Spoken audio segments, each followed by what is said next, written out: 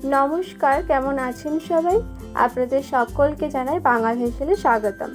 যারা নতুন ভিজিট করছেন তারা সাবস্ক্রাইব করে পাশে থাকা বেল আইকনটিতে ক্লিক করে দেবেন যাতে আমার এই চ্যানেলটির মাধ্যমে সমস্ত রেসিপি আপনাদের কাছে পৌঁছে যেতে পারে।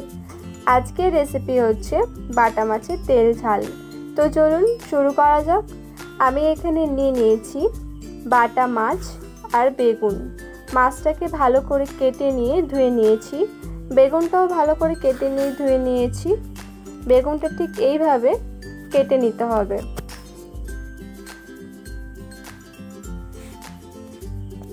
আর নিচ্ছি এখানে জিরা আর রসুন, এটা আমি বেটে নেব।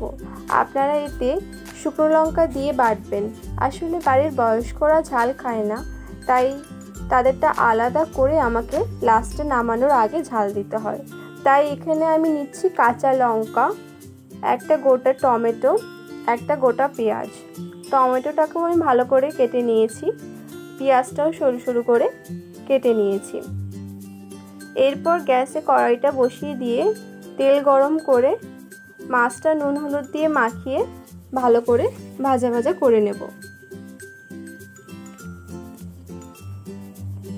মাছটা ভাজা হয়ে গেলে তেল থেকে উঠিয়ে নিয়ে ওই কড়াইতেই আমি বেগুনগুলো ছেড়ে দেব। বেগুনটা ভালো করে ভাজা হয়ে গেলে উঠিয়ে নিচ্ছি। এরপরে আমি দিয়ে দিচ্ছি কালো জিরা ফোড়ন, তারপর দিয়ে দিচ্ছি কেটে রাখা পেঁয়াজগুলো। একটু ভালো করে নাড়াচাড়া দিয়ে নিয়ে দিয়ে দিচ্ছি টমেটো কুচি। তারপর আমি দিয়ে দিচ্ছি স্বাদ মতো নুন আর পরিমাণ মতন হলুদ।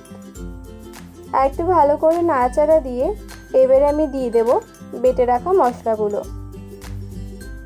এবারে একসাথে ভালো করে ভেজে নেব। তেল ছাড়তে শুরু করলে বুঝে যেতে হবে যে ভালো করে ভাজা ভাজা হয়ে গেছে। তারপর দিয়ে দিচ্ছি ভেজে রাখা বেগুনগুলো। এটা দিয়ে আর একটু ভালো করে নাড়াচাড়া দিয়ে ভালো করে কষিয়ে নিচ্ছি। কষানো হয়ে গেলে এবারে আমি জল দিয়ে কিছুক্ষণ ফুটিয়ে নিচ্ছি। তারপর আমি দিয়ে দিচ্ছি ধনেপাতা আর ভেজে রাখা মাছগুলো। নাড়াচাড়া দিয়ে নামানোর আগে আমি লঙ্কা দিয়ে নামিয়ে নেব।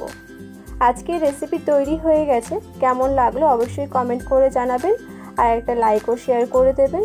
আবার দেখা হবে অন্য একটি ভিডিওতে। ততক্ষণের জন্য ভালো থাকুন, সুস্থ থাকুন। Thank you for watching.